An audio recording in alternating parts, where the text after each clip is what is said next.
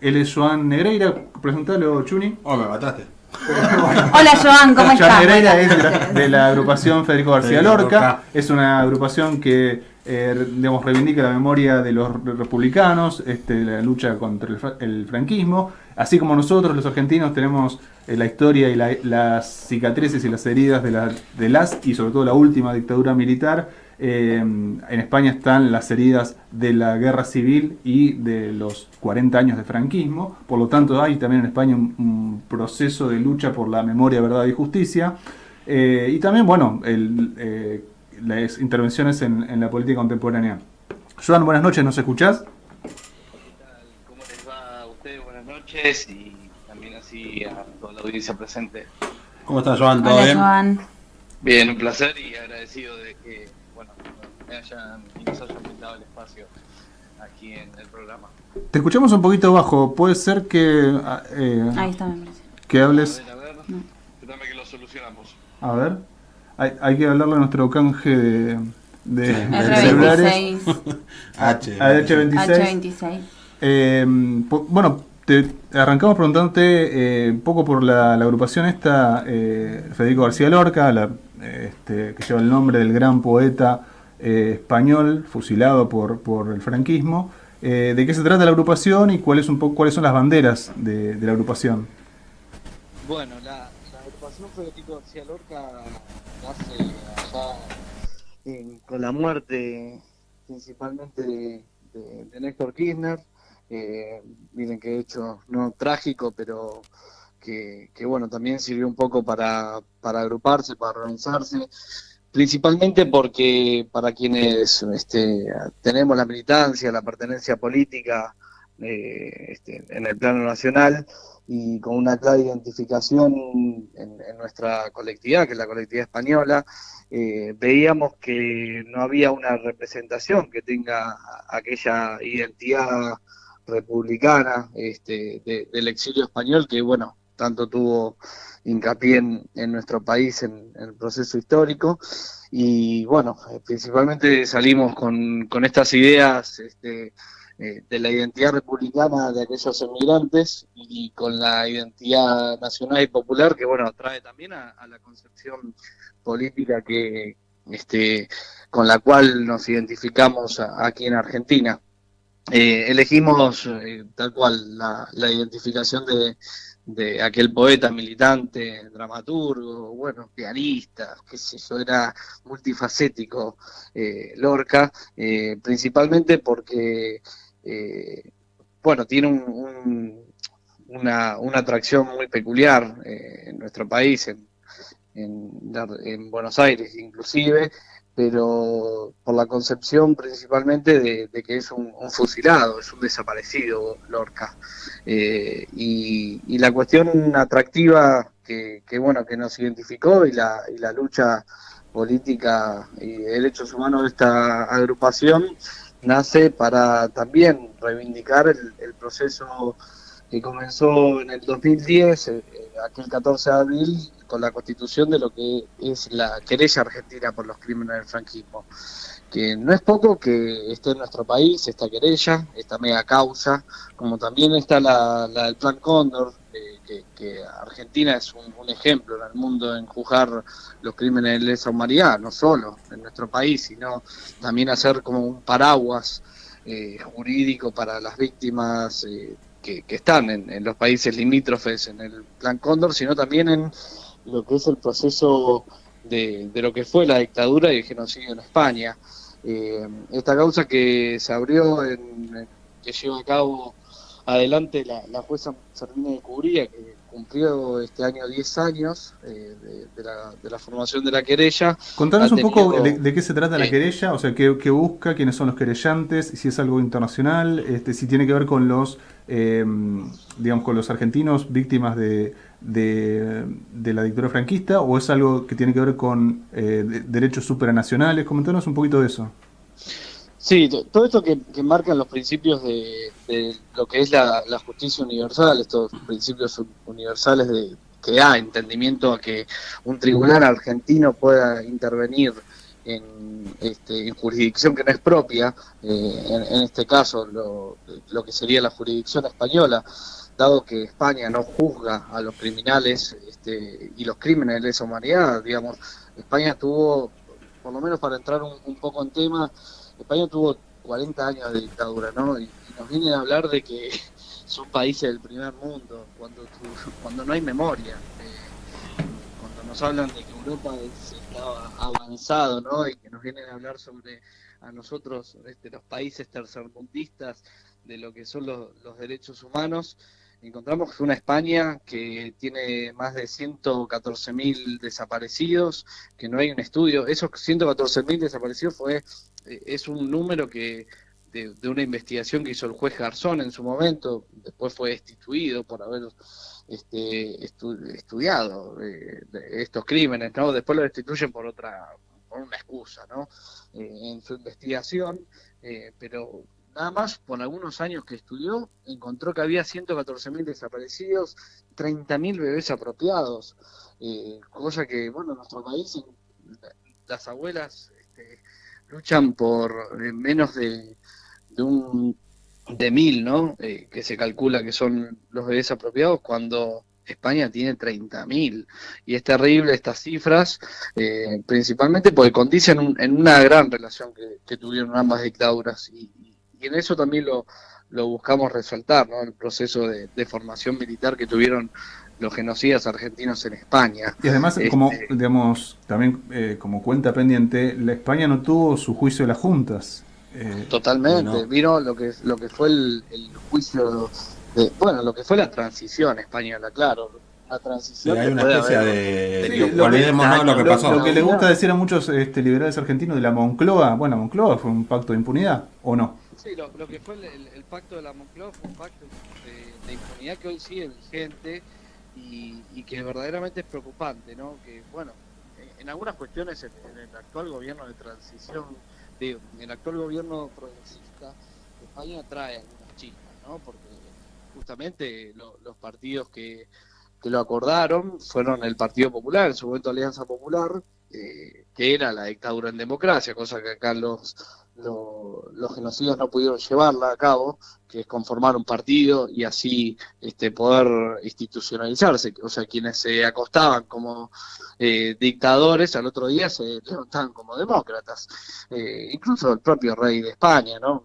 Hemos conocido algunas noticias últimamente sobre su fuga, después de haber hecho de las suyas con Arabia Saudita y negocios terribles con la plata del Estado. Pero bueno, más allá y no entrando en esa discusión, justamente el jueves pasado, para entrar en cuestiones de actualidad, el procesamiento, la imputación que se le dio a 23 genocidas hará algunos años, en el 2014, si mal no me equivoco, dictado por la jueza, dio que se lleven distintos entorpecimientos por parte de la justicia española que no le permitió el juzgamiento a la justicia argentina, ¿no? Diciendo que no era su jurisdicción para poderla llevar a cabo.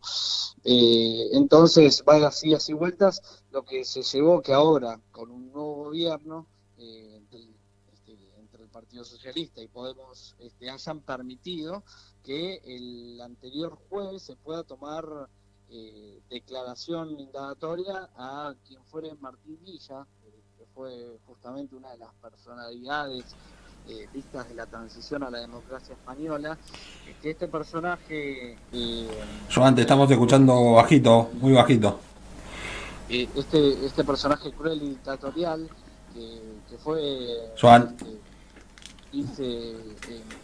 vicepresidente, ocupó cargos de ministerios y a cargo de la policía, mira, justamente las cuestiones de la policía que hoy también hoy en día, ¿no? Con lo peligroso que es poder darle el poder a gente como esta, no puedan ser juzgados, pero lo que se pudo lograr fue que la jueza Servini Curía el anterior jueves le tomó la declaración indagatoria a este sujeto por medio de videoconferencia en la embajada argentina en España. Dado que lo que hizo el Estado argentino entonces en los gobiernos de Cristina Fernández de Kirchner, es dar la apertura de todo su servicio diplomático, tanto los consulados como las embajadas, para que en todo el mundo pudiesen declarar en esta mega causa. Lo importante, ¿no? Y por eso nuestra denotación y demostración política de lo fundamental que son los gobiernos que están a favor del pueblo, de que se puedan Joan, estudiar estas cuestiones. te hago una consulta. La sociedad española que vive acá en Argentina, ¿cómo está? ¿Apoya la causa? ¿Está ahí intermedia? ¿Cómo viene ese tema? Mira, hoy en día encontramos que tenemos una colectividad con una institucionalidad, con una baja representación. Digamos, las instituciones de nuestra colectividad se calcula que tienen una representatividad de un 7% del total, y estamos hablando de más aproximadamente 500.000 de personas con capacidad de voto en España, que no es sí la cantidad de nietos y de nietas que hay, que es una cifra aún mucho mayor. Pero encontramos que la República Argentina, y bueno, tanto Venezuela como otros países, han tenido un flujo migratorio de los exiliados, ¿no? de nuestros abuelos y de nuestras abuelas, sí, que tienen un tinte con una mirada política muy fuerte, ¿no? Por eso siempre en el exterior la victoria fue del Partido Socialista o de la fuerza de izquierda. Es que más que los españoles que están en Argentina, por lo menos las últimas camadas, no son tanto inmigrantes como exiliados, o sea, han venido después de la guerra civil exiliados para huir del franquismo. Claro, totalmente, y algo que refleja, ¿no? Las dictaduras es que nuestros abuelos nos dejaron una enseñanza, y la labor un poco de los nietos y de las nietas es llevar adelante esa identidad. Por eso salimos a hablar de la República Española, que fue un gobierno destituido por una dictadura, y un fuerte compromiso, ¿no? De los nietos y de las nietas. Por eso también el surgimiento de partidos políticos como Podemos, ¿no? Y estas alianzas que verdaderamente representan la masa juvenil, y que hoy en día están teniendo cada vez aún mayor participación, ¿no? Hablo tanto en Argentina como en España, principalmente el poder participar y cambiar las cosas, porque si no, todas estas cuestiones quedan amalgadas a los principales reactores, ¿no? Que son la derecha más retransigente, que es la que acumula poder y no lo distribuye.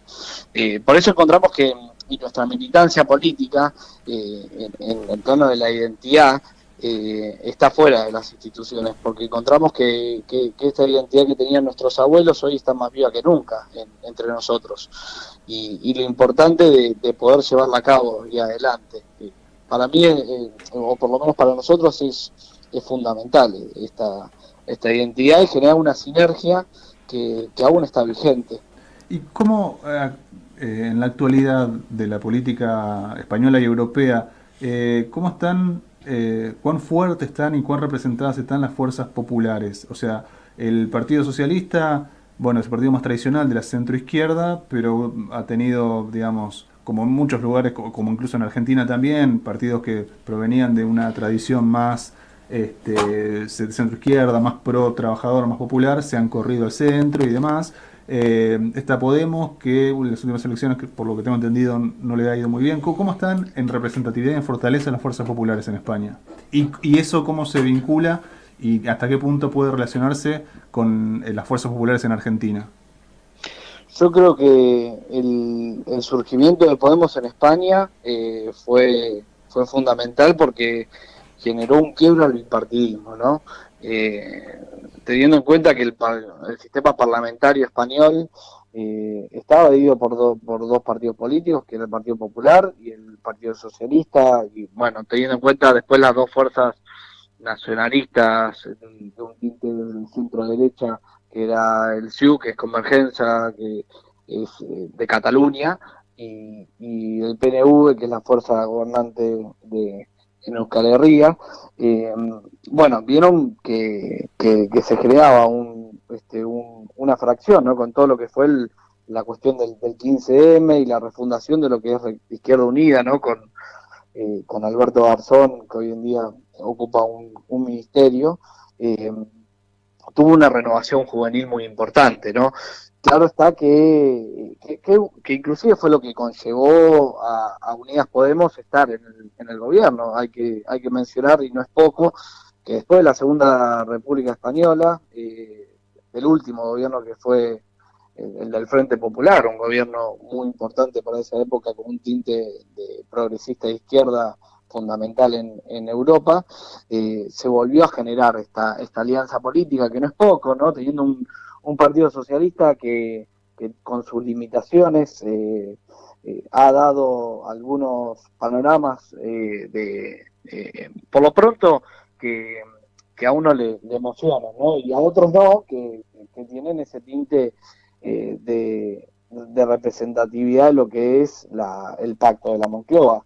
Claro está que poder crecer, ¿no? Con lo que creció Unidas Podemos, digo, tanto Podemos como Izquierda Unida en este tiempo, hay que mantenerlo, ¿no? Con sus fracciones internas, ha generado mucho ruido y es lo que ha sido que en las últimas elecciones haya bajado mucho el caudal de votos y que en el territorio en sí haya subido mucho la representatividad de Vox, que es este partido abiertamente fascista, que bueno, no es algo que haya ocurrido en España, sino también en otros países de Europa. Han tenido muchísima fuerza, inclusive en Alemania o en Francia o en la propia Grecia. Sí, es un proceso que desgraciadamente conocido. En los momentos de crisis económica surgen los extremismos de derecha, digamos, quizás también, y eso a veces lo hablamos acá, implica cierto fracaso de la centroizquierda haber permitido que digamos, esas masas que hoy, o esas partes de la población que ciertas expresiones de la extrema derecha captan hoy, muchas veces son facciones trabajadoras que se han desencantado con la centroizquierda y que han ido por ese rumbo. Para terminar, porque se nos acaba el tiempo, Joan, sí. ¿Cuál es la participación política de la comunidad española y en particular de la Federico García Lorca en la política argentina? ¿Qué actividades realizan? ¿Cuál es su forma de militancia?